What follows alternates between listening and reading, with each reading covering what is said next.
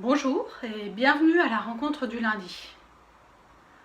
Il y a peu de temps, c'était Pâques. Nous avons eu l'occasion de méditer sur la mort et la résurrection de Christ et ce qu'elle peut impliquer dans nos vies.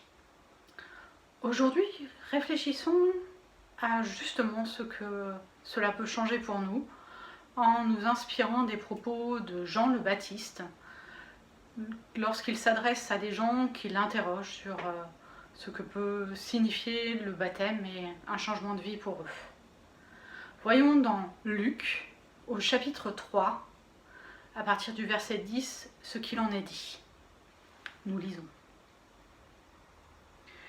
Les foules l'interrogeaient. « Que devons-nous donc faire ?» Il leur répondait que celui qui a 2 tuniques partage avec celui qui n'en a pas, et que celui qui a de quoi manger fasse de même. Des collecteurs de taxes aussi vinrent pour recevoir le baptême.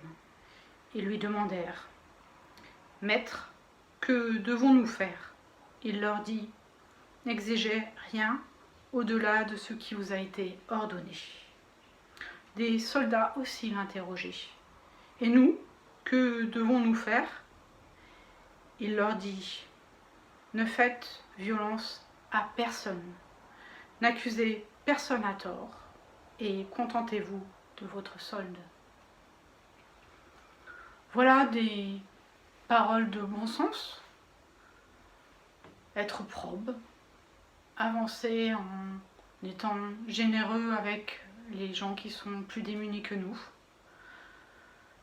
ne pas compter et regarder ce qui convient de faire avec justice et justesse. Jean le Baptiste, qui juste avant, dans le passage, avait des mots très durs vis-à-vis des gens à qui il parlait, est ici, on le voit, quelqu'un qui parle de bon sens et qui nous propose de nous mettre dans une démarche de vie tout à fait évidente.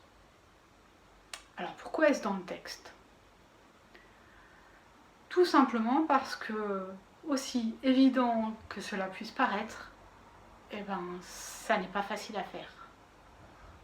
Alors, en tant que soldat, ne pas faire de faux témoignages, ne pas agir avec violence, ne pas se payer sur la bête en se contentant de notre solde, c'est une question d'éthique.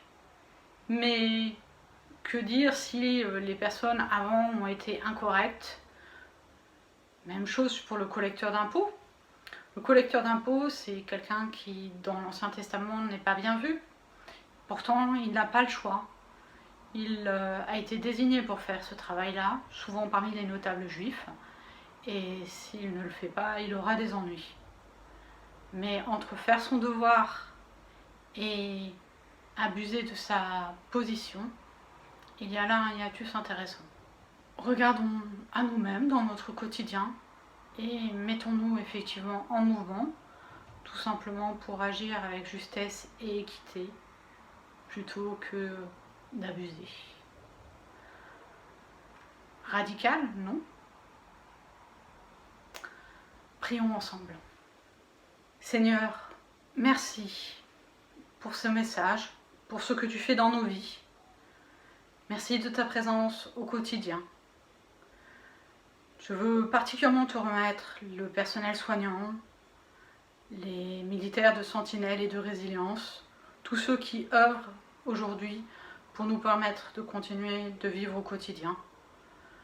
Je voudrais aussi te remettre les malades, veille sur eux, ainsi que ceux qui sont dans le deuil ou dont le confinement devient trop difficile.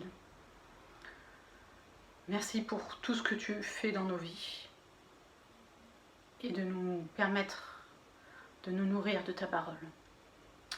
Nous te disons ensemble les mots que ton Fils nous a enseignés.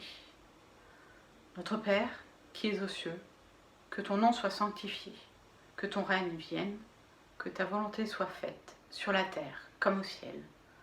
Donne-nous aujourd'hui notre pain de ce jour, et pardonne-nous nos offenses, comme nous les pardonnons aussi à ceux qui nous ont offensés. et ne nous laisse pas entrer en tentation, mais délivre-nous du mal, car c'est à toi qu'appartiennent le règne, la puissance et la gloire pour les siècles des siècles. Amen. Soyez bénis, le Seigneur veille sur vous et vous garde. Bonne semaine.